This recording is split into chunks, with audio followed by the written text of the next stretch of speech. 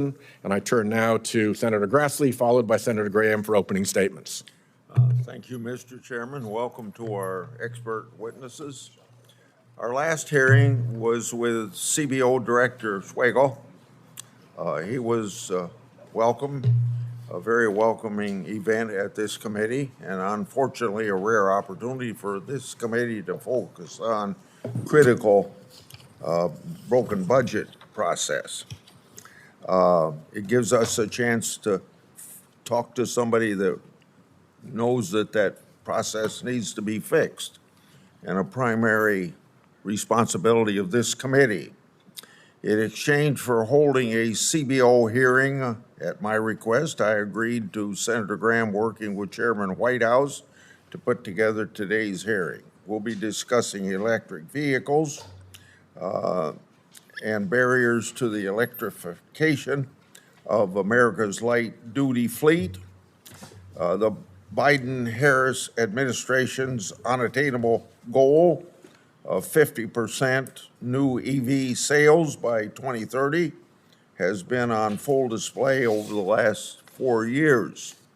From the imposing expensive EPA regulations to doling out billions in EV subsidies for the rich, the economic detriment to the EV policy, to America's EV policy, is quite evident.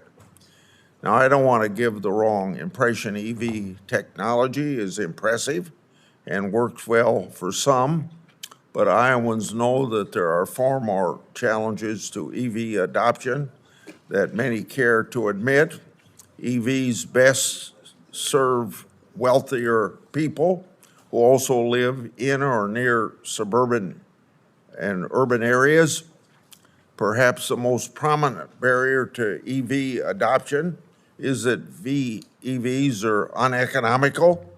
CBO's February baseline set the record straight, telling us that the so-called Inflation Reduction Act's EV handout would increase the deficit by hundreds of billions of dollars.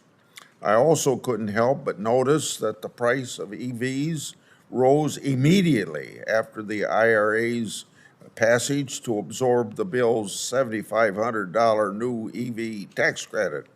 These EV costs were then, of course, passed on to the consumer.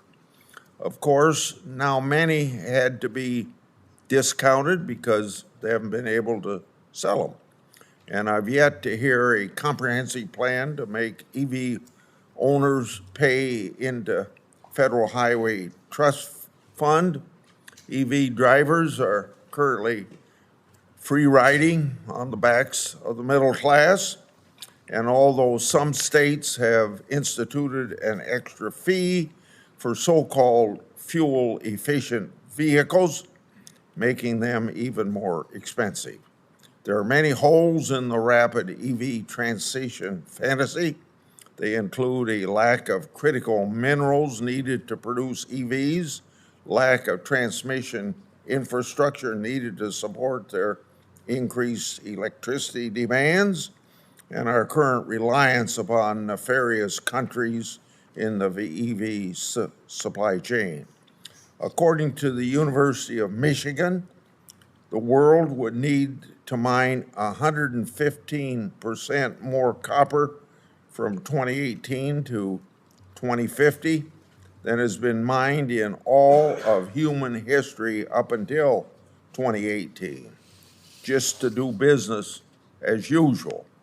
This copper mining doesn't even include the green transition, and the EV, they take 3 to 5 times as much copper as a standard vehicle. I hope we discuss where these critical minerals from the so-called EV transition will come from.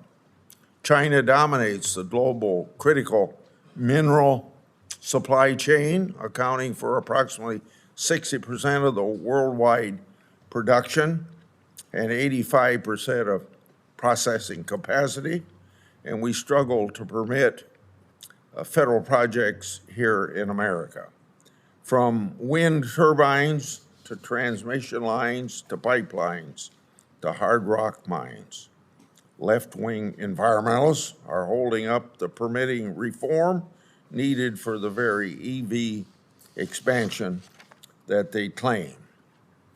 The left claims climate crisis, but backs away from comprehensive reform when the environmental lobby comes calling.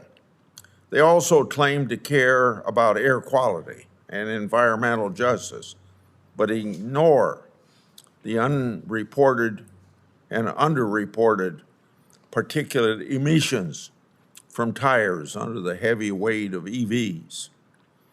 Legislators must do better, and I hope this hearing serves as a stepping stone for honest permitting of dialogue moving forward. As we grapple with environmental red tape, the Chinese are rapidly expanding coal power plants to fuel EV manufacturing boom. I'd like to welcome all today's witnesses invited here by Senator Whitehouse and Graham. And finally, Mr. Chairman, I request unanimous consent to put this article called "Copper Can't Be Mined Fast Enough to Electrify Vehicles." I thank you. Before you go on, I was thinking I mentioned a few inconsistencies in my opening remarks, but I think of others, and maybe it's being the adjective unrealistic or inconsistency may fit a couple things. But Iowa's the #1 producer of ethanol. We have 43,000 jobs in Iowa, and if we had every vehicle in the United States be EVs, you could see what that could do to the particular job that we created 40 years ago to produce a more environmentally friendly product than petroleum is. We have the inconsistency of the rainforest being hacked away to mine nickel in Indonesia.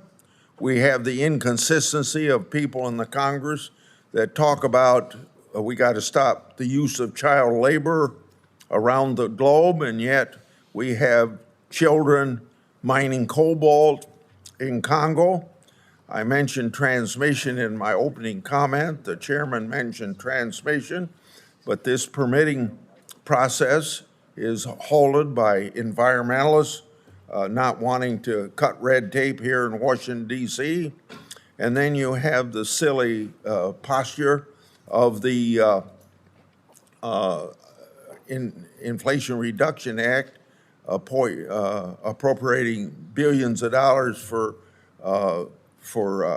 charging stations, and I guess to date we have about 8. So I just think there's a lot about this whole process that hasn't been thought out very well. I'm done now. Well, I hope that the $125 billion in private capital that has been dedicated to this says otherwise.